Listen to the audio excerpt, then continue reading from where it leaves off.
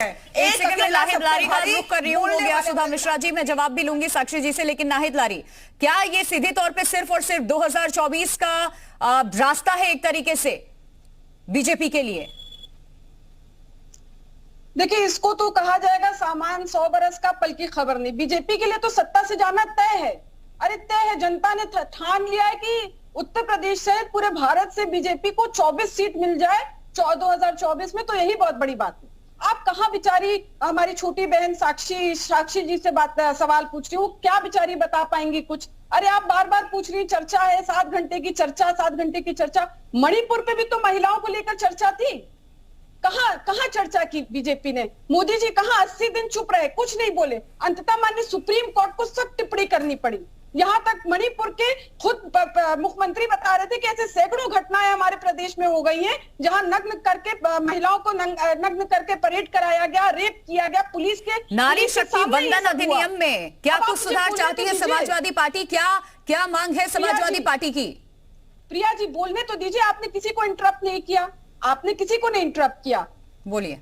देखिए, मणिपुर पर तो उन्होंने चर्चा किया नहीं, जहां पूरे विश्व में भारत का सर शर्मसार हो गया। क्यों नहीं चर्चा किया? इसलिए नहीं चर्चा की ना क्योंकि इनको वोट का नुकसान था।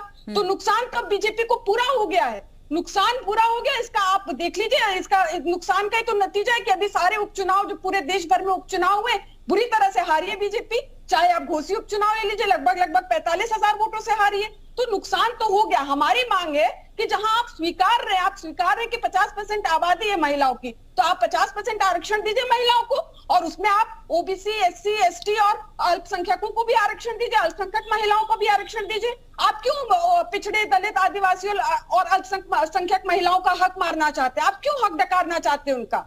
स्पष्ट दिख रहा बीजेपी हक डकारना चाहती है, और वो तो हक डकारेगी क्योंकि बीजेपी तो पिछड़ा दलित विरोधी पार्टी है। आप याद करिए, जब वीपी सिंह जी ने मंडल कमीशन की सिफारिश लागू करने की घोषणा की थी, तो बीजेपी के यूथ विंग के अनेकों पदाधिकारियों ने आत्मदाह कर लिया था, ये कहते हुए कि अच्छा, पहले तो दलितों को आरक्षण का लाभ मिल रहा था, पिछड़ों को भी आरक्षण का लाभ मिलेगा। बाबू जगजीवन राम जी बड़े पद पर थे केंद्र में, जब वो बीएचयू गए तो गंगा जल से धुलवा दिया बीएचयू, ये कहते हुए कि यहाँ दलित समाज के नेता आ गए, अपवित्र हो गया। अरे जब माननीय योगी जी 2017 में मुख्यमंत्री बने, तो 5 कालिदास मार्ग मुख्यमंत्री आवास गंगा जल से धुलवाया कि यहाँ पर पिछड़े और दलित समाज के मुख्यमंत्री रहते थे, या पवित्र हो गया, इसका शुद्धिकरण करा रहे। आप देखिए 69,000 शिक्षक भर्ती में पिछड़ों के आरक्षण पर डंडी मारने का काम कर रहे हैं। और आप अक्सर सुनती हैं कि देश की महामहिम राष्ट्रपति माननीय मुर्मू जी के लिए लोग कहते हैं कि हमने बना दिया आदिवासी समाज की महिला को, हमने बना दिया। अरे आपने क्या बनाया? देश के पिछड़े दलित आदिवासी जो 72% आबादी है, यही केवल और केवल भारत के मूल निवासी है। इनका हक है, छोटे से लेकर बड़े पद तक इनका हक है। और आप कितना अपमानित कर रहे हैं राष्ट्रपति महोदया को। ना आपने उद्घाटन में बुलाया, और ना अभी महिलाओं के रिजर्वेशन की बात हो रही थी, महिलाओं के ऊपर बात हो रही थी। आप फिल्म अभिनेत्रियों को बुला रहे हैं, आप फैशन डिजाइनर्स को बुला रहे हैं, लेकिन आप देश की राष्ट्रपति जो एक महिला है उनको आपने नहीं बुलाया। इतना अपमानित कर रहे क्योंकि वो आदिवासी समाज की महिला है, केवल क्योंकि वो आदिवासी समाज की महिला, इसलिए उनको इतना अपमानित कर रहे हैं। तो ये अब देश में इतना गंदा खेल बीजेपी का बहुत दिन नहीं चलने वाला। अब पिछड़े दलित आदिवासी सब जग चुके हैं। अब 94% पीडीए ने ठान लिया है कि इंडिया और पीडीए मिलकर बीजेपी का सफाया करेगा। अब ये गंदा खेल ज्यादा दिन नहीं चलेगा। अब पिछड़े दलित आदिवासी जो है सत्ता की डोली के कहार नहीं बनेंगे, अब ये सत्ता की डोली पर सवार बनेंगे। ये जो बिल ला रहे हैं, विमेन रिजर्वेशन बिल, ये केवल मुट्ठी पर लोगों को खुश करने के लिए ये पिछड़े दलित आदिवासी अल्पसंख्यक महिलाओं का 94% आबादी का समाजवादी पार्टी क्या इस बिल के विरोध में है? नहीं, हम कह रहे हैं कि महिला आरक्षण बिल आए, ये अच्छी बात है, लेकिन उसमें ओबीसी, एससी, एसटी और अल्पसंख्यक महिलाओं की भी भागीदारी होनी चाहिए, उनको हिस्सा मिलना चाहिए, उनका हक उन्हें मिलना चाहिए। उनका हक क्यों डकारना चाहती है बीजेपी? ठीक है, ये हमारी मांग है। अरे आपकी मेजॉरिटी है, राज्यसभा में भी मेजॉरिटी है, लोकसभा में भी मेजॉरिटी, आप लेकर आइए ना ये बिल, और उसमें ओबीसी, एससी, एसटी और अल्पसंख्यक महिलाओं को आप आरक्षण दीजिए। कोई नहीं विरोध करेगा, कोई भी पार्टी नहीं विरोध करेगी। विकास विकास में विश्वास रखती है, तो यकीन मानिए चाहे पिछड़ा हो, चाहे अगड़ा हो, चाहे दलित हो, कोई भी इससे नहीं छूटेगा। कल इस पे बहस तो हो जाने दीजिए, उससे पहले ही जो आपने आरोप लगाना शुरू कर दिया उससे ये साफ स्पष्ट हो रहा है, देश की जनता देख पा रही है कि किस तरीके की आपकी मंशा सिर्फ चुनाव तक ही सीमित है, नारी जब ये भारतीय जनता पार्टी की प्रवक्ता बोल रही थी तब तो किसी को बोलने इंटरप्ट करने के लिए अलाउ नहीं था। अब जब विपक्ष बोल रहा है तो भारतीय जनता पार्टी की प्रवक्ता चिल्ला रही है टीवी पे बैठ के। भारतीय जनता पार्टी को बात करते हैं कि एक सेकंड साक्षी जी, वापस मैं आपका रुख करूंगी। रोहित अग्रवाल से भी मैं एक कमेंट ले लूं। भारतीय जनता पार्टी की प्रवक्ता सत्य को जाने, अरे रोहित अग्रवाल जी, देना आप नहीं अपना चाहती पक्ष है। रखिए। उसको पता है कि अगर सत्य जनता तक पहुंच गया।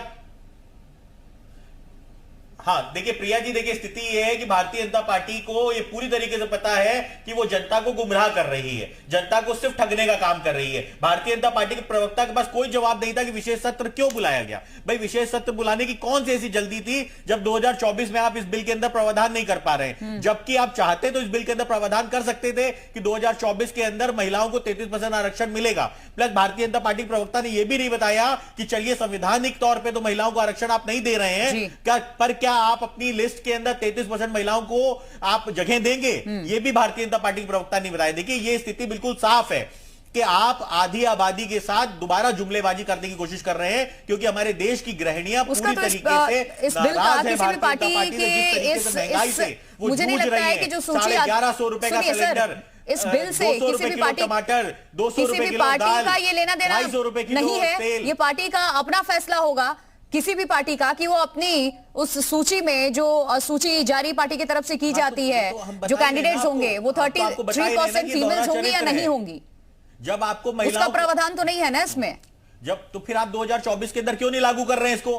फिर आपने ऐसी व्यवस्था क्यों बनाई कि दोबारा जनगणना होगी उसके बाद होगा, जबकि 2021 में जनगणना करवाना सरकार का काम था और आपने नहीं करवाई 2021 में जनगणना। फिर आपने ऐसी व्यवस्था क्यों बनाई बिल के अंदर? आप 2024 के अंदर लागू कर देते अगर आपको, आप ईमानदारी से महिलाओं के पक्ष में थे। इसका मतलब यह कि आप तो सिर्फ और सिर्फ जुमला फेंक के जाना चाहते हैं, क्योंकि 2024 के चुनाव में आप एक और नया जुमला देके जनता को गुमराह करना चाहते हैं, मूलभूत मुद्दों से भटकाना चाहते हैं। 2024 में आप नारा देंगे कि हमने तो महिला आरक्षण बिल लेके आए हम, परंतु सत्य क्या है? सत्य यह है कि वो लागू ही नहीं होगा 2024 के इलेक्शन में। तो आप करना क्या चाहते हैं? आप देश की जनता के साथ क्यों ठगी कर रहे हैं और बार बार ठगी कर रहे हैं? नोटबंदी आपकी ठगी हुई, आप जीएसटी आपने ठगा, कोरोना काल में आपने ठगा, महिला आरक्षण के नाम पे आप ठग रहे हैं, किसानों को आप ठगते हैं, युवाओं को आप ठगते हैं, व्यापारियों को आप ठगते हैं। नोटबंदी भी हुई, उसके बाद 2019 में सरकार, जनता ने जवाब भी दिया। सरकार है और अब जिन मुद्दों का आप जिक्र कर रहे हैं कोविड से लेकर के अब तक, एक बार फिर से वो वक्त आ गया है जब जनता सब तय करेगी